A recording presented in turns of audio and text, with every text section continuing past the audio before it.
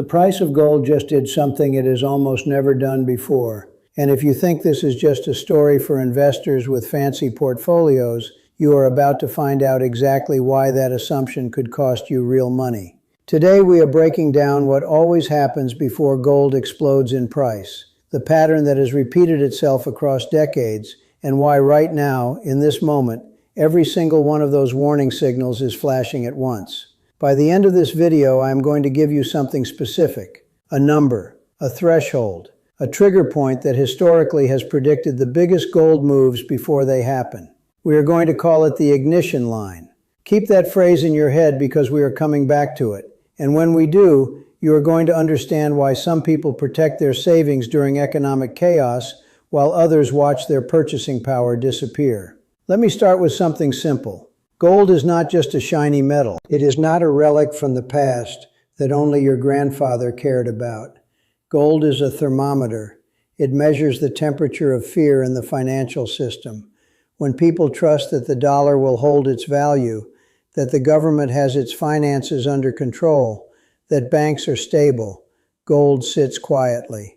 But the moment that trust starts to crack, gold moves. It moves fast. It moves hard. And it almost always sends signals before it does. The thing is, most of those signals are hiding in plain sight right now. Before we get into the pattern, I want to hear from you. Think about the last time you looked at your savings account and felt genuinely confident about your financial future. Not just okay, not just surviving, but actually confident. Drop that in the comments. Because what I am about to show you is directly connected to that feeling. And I think you are going to recognize it immediately. Now let me take you back. Not to bore you with history, but to show you something that will reframe everything you are seeing in the news right now. In the late 1970s, the United States was drowning in inflation. Inflation, by the way, means your dollar buys less every month. Think of it like this. If your Costco trip cost you $200 last year, and this year it cost $220, that extra $20 is inflation eating your wallet. Back then, inflation hit double digits. The federal government was spending more than it brought in. People did not trust the dollar. Gold went from about $100 per ounce in the early 70s to over $800 by 1980. That is an 800% move. People who understood the pattern protected themselves. People who ignored it got crushed. Then it happened again. In the early 2000s, the dot-com bubble had just collapsed. The stock market, specifically the NASDAQ, the index that tracks tech companies, fell by about 78% from its peak. The Fed, meaning the Federal Reserve, which is the central bank of the United States, the institution that controls interest rates and the money supply, responded by slashing interest rates to historic lows. Low interest rates meant borrowing was cheap, which sounds good, but it also meant the dollar started losing value. Gold, sitting at around $250 per ounce in 2000, climbed steadily to over $1,900 by 2011. Another massive move. Same warning signals earlier in the process. Then again in 2008. The financial crisis. Banks collapsing. The Fed printing money at a scale nobody had ever seen before. The government bailing out Wall Street while Main Street lost jobs and homes. Gold doubled in 2 years. And now look at where we are. I want you to feel the weight of what I am about to say. The United States national debt has crossed $36 trillion. Let me put that in terms you can feel. If you stacked $1 bills, 36 trillion of them, the stack would reach from the earth to the sun and back more than 120 times. The federal government is now spending more money on interest payments on that debt than it spends on the entire defense budget. The Federal Reserve spent years raising interest rates aggressively to fight inflation, which is exactly what drove those interest payments through the ceiling. And inflation, while lower than the peak of 2 years ago, has not gone away. Every time you go to Kroger or Trader Joe's and you feel that grocery bill climbing, that is not your imagination. That is the system working against your paycheck. Stay with me because the ignition line is coming. But first you need to understand the three-part pattern, because once you see it, you cannot unsee it. Pattern piece number 1 is dollar weakness. The dollar, technically called the US dollar index, measures how strong the dollar is compared to other major currencies. When the government borrows and spends massively, when the Fed prints or expands the money supply through a process called quantitative easing, which basically means the Fed creates new money to buy government bonds and pump liquidity into the financial system, the dollar tends to weaken. A weaker dollar means gold priced in dollars goes up simply by math. If the measuring stick shrinks, what you are measuring looks bigger. Right now, the dollar has been under sustained pressure, not collapsing but softening, and that softening is signal number 1. Pattern piece number 2 is real interest rates going negative or near zero. Real interest rates, just so we are clear, are what you get after you subtract inflation from the stated interest rate. So if your savings account pays you 2%, but inflation is running at 3%, your real interest rate is negative 1%. You are actually losing purchasing power by saving. In that environment, gold becomes incredibly attractive because gold does not pay interest, which is usually its big disadvantage. But if holding dollars is already costing you money in real terms, suddenly that disadvantage disappears. And when real rates go negative, historically gold moves. Right now, even with the Fed holding rates elevated, inflation has remained sticky, meaning it is not dropping as fast as the Fed hoped, and the gap between stated rates and actual purchasing power erosion is tighter than official numbers suggest. Pattern piece number 3 is geopolitical and fiscal stress. This one is harder to quantify but easy to feel.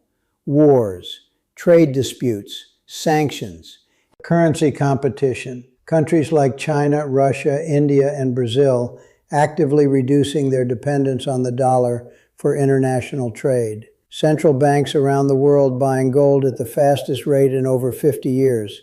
That is not a rumor. That is data from the World Gold Council. When central banks, the most conservative, slow-moving financial institutions on earth, start accumulating gold aggressively, they are telling you something. They are hedging. They are preparing. And the question is whether regular Americans are paying attention or not.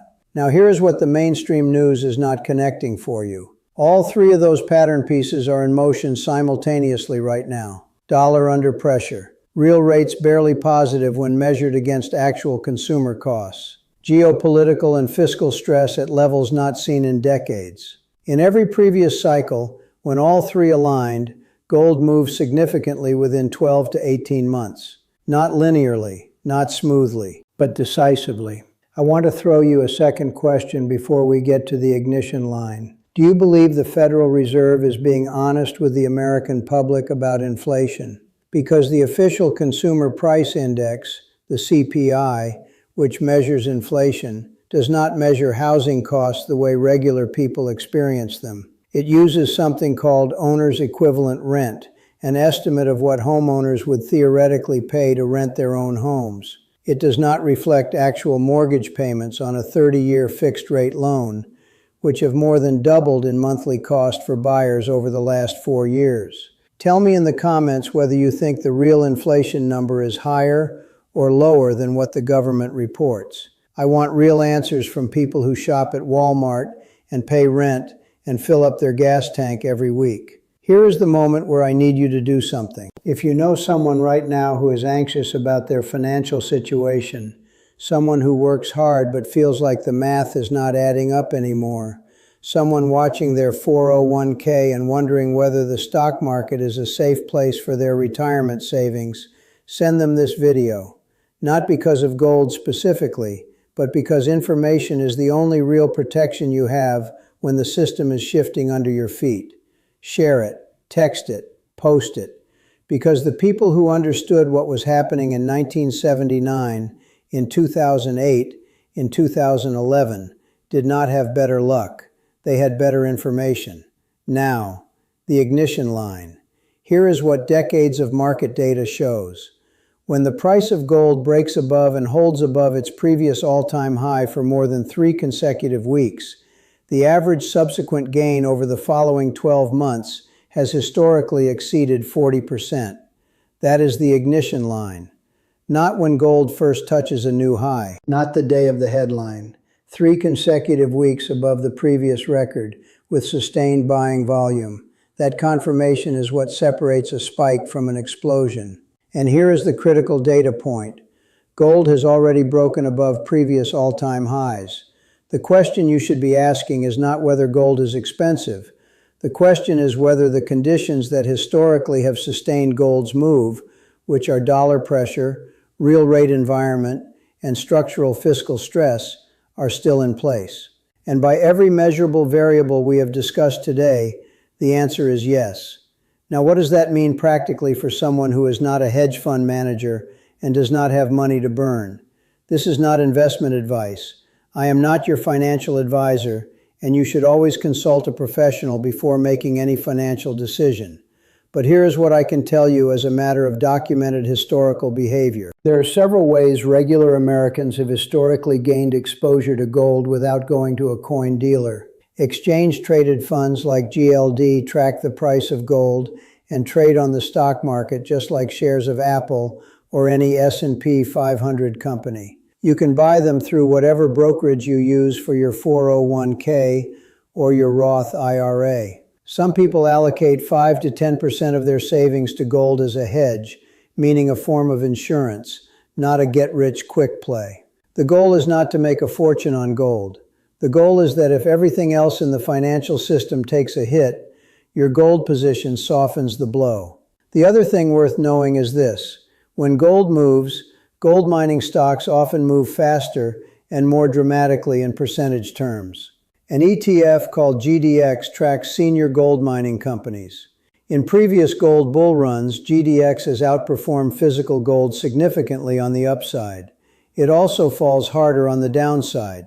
Higher reward, higher risk. Something to research and discuss with a financial professional. Now let me give you 3 scenarios for the next 6 to 12 months. Scenario 1, the soft landing. The Fed manages to bring inflation fully under control without triggering a recession. The dollar stabilizes or strengthens. Real rates turn meaningfully positive. In this scenario, gold could consolidate or pull back moderately. This is the scenario the Fed is hoping for and publicly projecting. Scenario 2, the stagnation grind. Inflation stays sticky.